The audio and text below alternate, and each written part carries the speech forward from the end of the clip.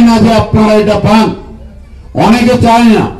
আমলারা যাদের দায়িত্ব ফাইলগুলোকে মুভমেন্ট করানো, ভবানী ভবন থেকে হোম, হোম থেকে ফাইন্যান্স, ফাইন্যান্স থেকে চিফ সেক্রেটারি এবং মুখ্যমন্ত্রীর কাজ পর্যন্ত যাওয়া, এই যে লেন্ডি প্রসেসটা অনেক আমলা চক্রান্ত করে এই ফাইলগুলোকে ফেলে রাখেন।